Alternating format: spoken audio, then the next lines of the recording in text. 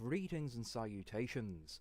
This is Jason Silverain, and today I'll be taking a look at Marz Tactical Base Defense, also previously known as Marz Rising.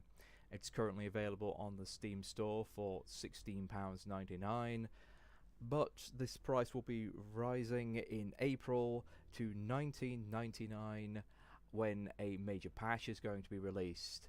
And that is the version I am currently looking at now. If you've not seen my previous video, I've been given a press release by the developers for free, and this has given me access to the early beta of the patch. Thankfully, the issues I was having previously have been handled by the developers. They've very graciously got in contact with me when I reported the bug, and after a few hours we've managed to get it sorted and a patch has been updated to Steam. Apparently it was due to my resolution and rather unusual setup, which was just a niche one that caused problems. Now, this is developed and published by doorfortyfour. If you've not heard of them, that is completely understandable. Marz Tactical Base Defense is their first game. It's been in development since 2014. It was released on the Steam store in September 2017, and it's hopefully going to be finalised and coming out of early access this year in 2019. Now, to get straight into it, the options are quite decent. There's not too many resolution options. There's a few more if you go full screen, but I will say I appreciate the fact that everything is done in percentages.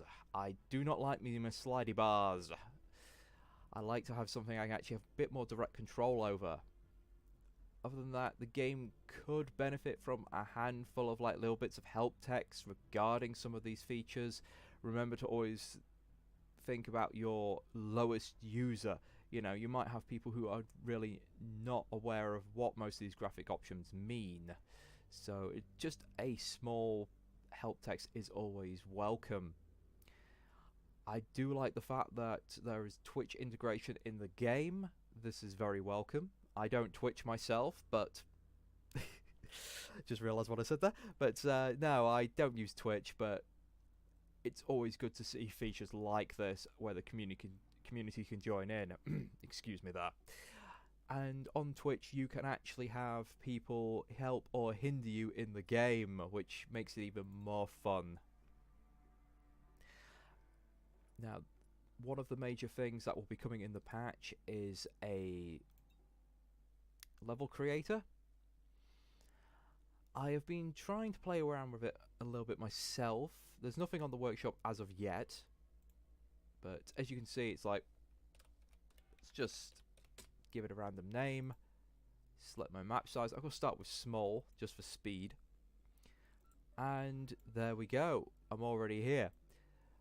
Now, if there is one thing I find a little unusual, is the fact that the lander, which is essentially your headquarters, is already on the map, so I cannot figure out how to move it or to replace it, and this has led to me having a few issues with trying to develop my own maps. I do appreciate the help text in the maps though. So as you can see, we can have a randomly generated one, so I'm going to increase some frequency, have a bit more detail, reduce the valleys, and apply. You get some very funky looking maps. This is probably one of the weirder ones. Let's shuffle this around a little bit. But as you see, the issue I'm having with it is because you can't use your lander, it always remains on the same level, and thus pretty much makes this whole generation thing useless, as well your lander's trapped in a hole. So if I go back to new again, if you want to use this, you are going to be using the various selections of tools, which are pretty varied actually, and very easy to use. It's just aim and click, hold down to make yourself some mountains, or to remove them. You can also choose the material of the level, just to give it a nice bit of visual variation, and also what time of day it is. Now, there's a couple of other things. You've got obviously your resource placement, spawners, so to tell you where the enemies are coming from, your fog of war if you want that or not. So here is a decent start to this level creation. I think this is pretty much the tools the developers have used as well. So once we get the whole generation thing sort of sorted out and figuring out how to move the lander, I'm sure that this is going to mean that there's going to be quite a few levels on the workshop. The campaign is 20 missions long at this time. I've only managed to get as far as mission 7. Mission 14 tends to be where a lot of people get stuck. And the only reason I've not really gotten very far is the bugs. Unfortunately, since I'm playing a beta, I'm encountering a number of bugs. The developers are constantly looking into them though. It's something I can respect, but it's still frustrating. Having to play a level about 8 times in some of them just to get to the next level because I'm having 1 or 2 weird bugs has really been putting me off the game to a degree. But I definitely think this has got potential. Marz Tactical Base Defense needs some polish, and there's definitely a few things I look at and go, those design choices definitely show a studio's inexperience, or it feels like my first game sort of things. Just little nitpicky things. I'll give you an example, and also I want to show some gameplay, and I will say this, the game is not bad, it's just getting there. I think when they've got some of the more advanced text coming into the game and having a bit more variety rather than your basic things, it'll get a lot more fun. So the loading speeds I can say are very fast, which is nice. Please stand by. And I'll go through the little intro just to get the story out there. Security verification in progress. I can't tell if this is supposed to be a computerized voice or a person, just with a bit of a tone. Confidential information about your mission. The accent's quite unusual. The colonization team of ISS Aurora performed significant work establishing the first human settlement on planet Mars. This represents the pinnacle of human pioneering, and success or failure will have drastic effects across the world. I mean, are they actually on the planet, or are they still just on a space station in the orbit? The exploration rovers have encountered an unidentified threat. All measures of the first settlement were aborted for security reasons. It's obviously a human corpse, so why some of the data on the side's a little unusual. As a result, several architectural structures were discovered. Material samples indicate a terrestrial origin. Specific analyses date the building material to the year 1960 and point See, to an unexplainable this could be better. It could like actually go into detail about what the material is. It's like really vague. apparently technical structures that could contain vital It says information. high energy. What type of energies? Sector is assigned to your team for Qualifications high. I mean, seriously? It should have qualifications like PhD lists. together a mission plan, which targets It's like 20 sites. it's like a budget sci-fi. Objective is to exterminate all threats at each site. Second task is to clarify the origin in order to ensure absolute safety Also, in the future. as you see that little section of the planet, that's like the equivalent of a small country, I think. It's like just one section of the planet. Your captain will help with navigation. Again, qualification high. List his qualifications. If you're gonna do a briefing style thing, at least do it properly. It's a nitpick, but We count on you. it's just so silly. Again, this is something that can be improved later. I mean, because then you start your missions. I mean, you've got this up here, and it just has, like, either... Well, that went straight to the mission, but that's just your intro. I feel like as the game progresses, you should have this thing here, and it should have, like, a data bank. Like, here's some details about the spaceship. Here's a project. I don't even know what year it is. You know. I'm guessing not listing a year means it doesn't age very badly, you know, as time goes on. But, you know, like, crew details, crew manifesto, things like that. A little bit more details about the captain and the doctor. So the first two missions are pretty much tutorial missions. The first one you really can't fail, but the second one you kinda can. It's not guaranteedly to be easy. Speaking of which, you have Walking on Mars, Challenge and Nerves of Steel. Oh, because it was called Challenge and you've got these things listed like the land remaining 100% intact, no crew lost, no buildings destroyed. I thought it was like different collections of challenges with like alterations to level. No, it's just difficulty level, which is a little disappointing. Every level has a monolith, this thing here, that needs to be researched and claimed. And if you manage to get all the way through a level without, well, basically your lander being hit, losing any crew, or losing any buildings, you unlock perks, which you then can equip on each level. You can only equip one perk, which is a little bit of a shame, because it'd be nice to kind of stack a few. And it does get rather difficult to earn these perks later on, so let's go to our first mission. And this annoys me with the localization and random gibberish here. We're 5 minutes out from the dark zone. Because it never I'll be changes. taking the lander down near the border for a safer approach. We don't know what's out there, or if it's bringing friends. In any other situation, caution would be king. Here we need to move fast. If those things can find a small rover, it won't take them long to find us. I do like the voice actors they've got for the characters. I will say that. I rather like the captain's voice. And thus, here we go. We have 4 waves of enemies. There'll probably be 2 from each side. We have 1 resource field here. This is the beginning building materials. We have energy hubs, which will be explained in just a second, and crew members, which really is the RTS area of the game. Every building needs to be crewed. Also, your crew can sort of run around and shoot by themselves and gain levels. They become special forces. Nice and easy, Val.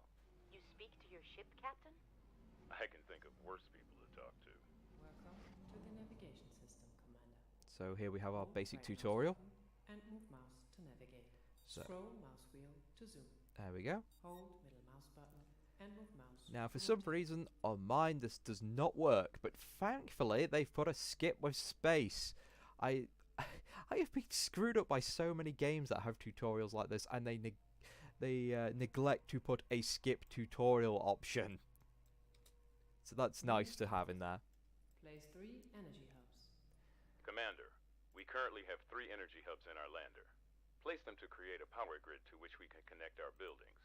The engineers were smart enough to choose an underground design so that the hubs can't be attacked or get damaged. Always make sure to position the hubs in strategically useful locations. Okay, so that's pretty much explained the majority of information you need to know about the hubs. But the UI is quite interesting, because you click on your buildings, you get these little, well, later on these will be unlocked and you'll be able to see what they are, but you'll just get these little selections, so it's very fast to actually do things with your buildings. But on the flip side, if you build your buildings rather closely packed together, it gets very difficult to actually Next, select you should build an things. extractor on the crystal field to secure our building material. Select an energy hub, and then select the extractor. So, The crystal field must lie within the power grid of a hub in order to be able to place the extractor. thank you, Captain. Now, as you can see here when looking at the energy grid, you have these 3 areas. This grid can only support 3 buildings, and this is where some of the game's difficulty lies. Unlike some tower defences, you really need to be careful where you're placing your buildings, because you've only got so much. Later on, these can be upgraded to hold more buildings, but still not as Build many our as you'd first like. defense tower now. Select an energy hub and choose machine gun. New target. Man your buildings. Every building except the energy hubs needs to be manned by a crew member. There we go. Select your crew in the lander, or use shortcut C to activate the crew tool. Then click on the machine gun and extractor to send your crew out to these buildings. Click right mouse button to quit the tool. I do like that each crew has a name. So it's just for a little bit of We're picking individuality. up small packs of strays from the north and south. We need to set up quickly or they'll overrun us. Enemy approaching. Now, these... More importantly, we need to analyze the monolith here. Keep an eye out for a lull in their attacks. We can use that opportunity to send one of the crew out to the site of the monolith. On the way. There we go. Let's just get the rest of the crew out here. Now, you do start having... If I just pause. having like information about the enemies pop up, but again, it's very lackluster. You get like a picture and then just a title of what they're called. You don't get like a data file of or observations on them or anything like that that you can view later, which is a little bit of a shame considering they're selling this as sort of a story experience. But they all have their own stats, and if you see here, each tower has a range of fire. Some of them have a minimum range of fire as well. Also, your crew have the same, so your crew can actually get out and fight. Now, I'm just gonna... Oops! There we go. Building. Construction. Let's get you in there.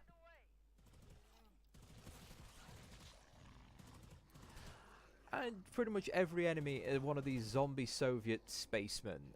Why there's so many of them, I don't know. And as you can see, the models aren't particularly varied, and they only have 1 or 2 dying animations. This is acceptable though, because you'll be killing them en masse, and it's not really that important. It just saves time and effort for the developer. Enemy approaching. Good. We have the monolith. Now I can begin my analysis. Get over here. Let's get another one. Building. One thing I like to show is you can upgrade these later on, and their actual shape and design changes. However, if I do have one complaint, is the towers are a little bland, and there's not really that many variations. You get machine guns, rockets, lasers, and then some more unusual ones later. But by level 7, I'm still using the lasers, and each of them can be upgraded up to a level 3, which is okay. I mean, for whatever reason, all the towers seem to be made out of tin foil. They get wrecked pretty damn easily. Some are tougher than others, but they kind of lack an oomph to them, which is a bit of a shame. It's not that gratifying to like level them up. I mean, the really weak enemies will die at the drop of a hat, but later on, there's this just like fat zombies and things like that.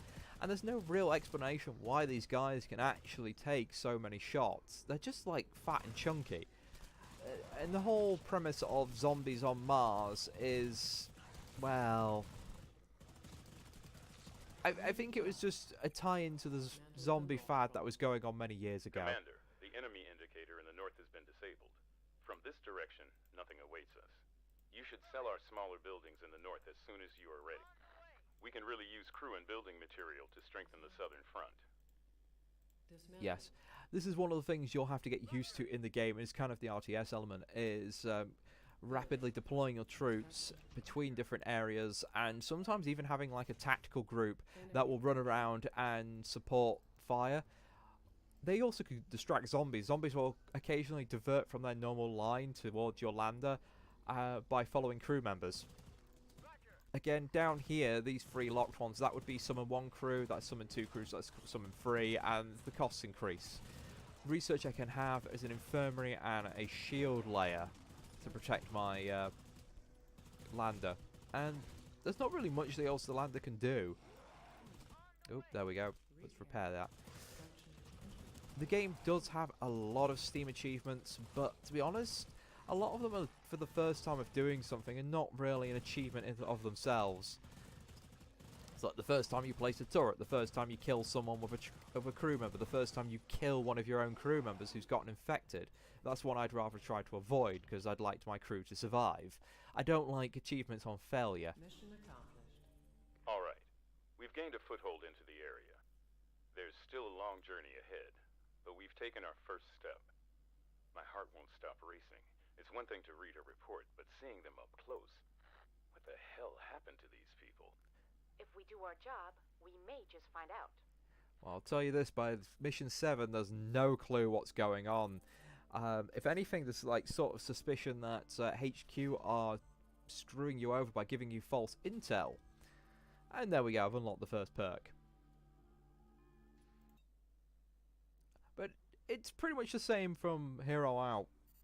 You get a little bit of an introduction, you have a little bit of a chat at the end. There's not really much story that occurs in mission, simply because you don't have time. But I will say this, whilst I've not given it a glowing review, it is not a bad game. It's got a lot of room for growth, and a lot of room for polish, but the core mechanics are solid and interesting and kind of fun. It's one of those you play in bursts. You couldn't binge the whole game in one day. Well, you could, but you'd quickly find yourself growing rather sick of it. You know, you play it for 2 or 3 hours each day or every few days kind of play, rather than, here, I'm doing a 6-hour binge. And that's all I've really got to say at this time on Marz Tactical Base Defense. If anyone's interested, I'll be quite happy to do a few more gameplay videos and go for a few more missions. But as the review goes, this one, if I have to stick a score on it, and you know I don't like giving scores, it's 7 territory, with a potential of a high 8, low 9, depending on whether or not the turrets get any more interesting. I mean, it's not just turrets, you can also get super weapons, which lets you freeze the enemy, simply drop nukes on them, which again, storyline wise, I'm like, why would you have access to nukes? If it was just like high explosive missiles or something, it'd be a bit more understandable. It's just called nuke. You have attack lasers, and you get force fields that can protect your you know, you can protect your buildings with, so it gets interesting that way. And I will say this, the captain is definitely drawing me in terms of story. He's got like hints of an interesting background to him, and I do actually like his dialogue, so the game is relatively well written. But thank you for watching, and I will catch you next time.